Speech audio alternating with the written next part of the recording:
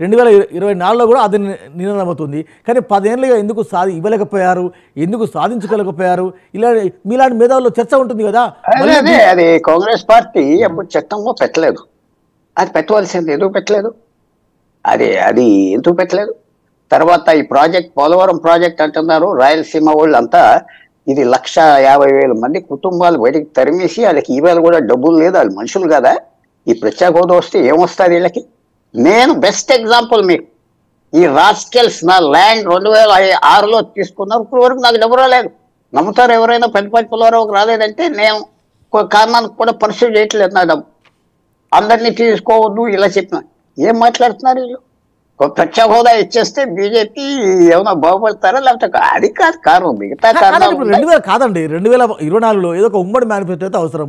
TDP, Janasena, బీజేపీకి ఒక ఉమ్మడి మేనిఫెస్టో అయితే అవసరం. అంటే ఏ అంశాలు వీళ్ళతో ఓటు అడుగుతారు? ఒకటి, దేశవ్యాప్తంగా మన దేశంలో పార్టీ ఎలక్షన్ కాదు, పర్సనాలిటీ ఎలక్షన్ అయిపోయింది. ప్రెసిడెన్షియల్ ఎలక్షన్ అంటారు. మోడీయా అతనికి వ్యతిరేకం ఎవరు? అలాగే రాష్ట్రంలో కూడా 4-5 లీడర్స్ కనపడుతున్నారు. జగన్మోహన్ రెడ్డి గారు ప్లస్ చంద్రబాబు నాయుడు గారు, పవన్ కళ్యాణ్ అండ్ బీజేపీకి సరే ఎవరో ఫేస్. ఈ పర్సనాలిటీ పాలిటిక్స్.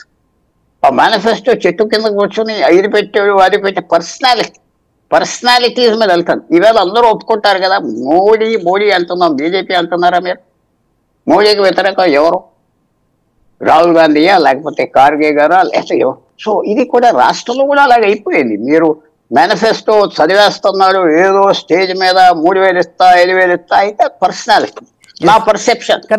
నాకు తెలిసి అవి ఏం పనిచేయమనుకుంటున్నాను. నాకు తెలిసి అవి మేనిఫెస్టోలు అంశాలు అవి ఏం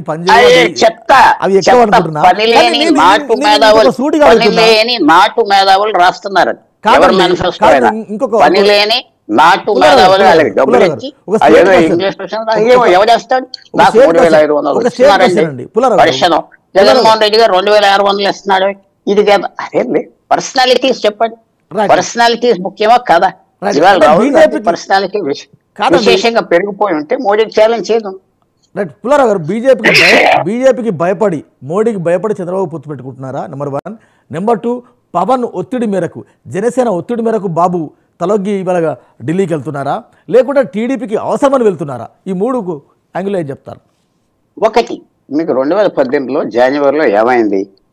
నాకు ప్రత్యేక హోదా మేము మా 4 ఎంపీలు వైఎస్ఆర్సీపీ రిజైన్ చేస్తా ఉన్నారు 4. అప్పుడు జగన్మోహన్ రెడ్డి ఏమన్నాడు?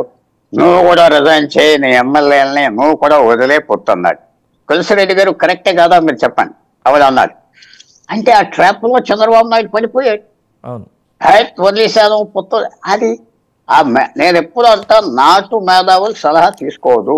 నాటు మేధావులు అంటే ఆ పక్క నుండి డబ్బా కొట్టి ఆ కుల మనుషులే ఎక్కువ ఉంటారు. వాళ్ళకి వచ్చిన డబ్బా ఆయన ఎలా తీసుకొచ్చేసారు బయటికి? ఆ గ్యాప్లోకి జగన్మోహన్ రెడ్డి వెళ్ళిపోయాడు శుభ్రంగా బీజేపీతో. అప్పటి నుంచి సేల్ అవుతున్నారు. తప్పలేదు. నేను చాలా మంచి పాయింట్ అంటున్నా. ఒక ముఖ్యమంత్రి ప్రధానమంత్రిని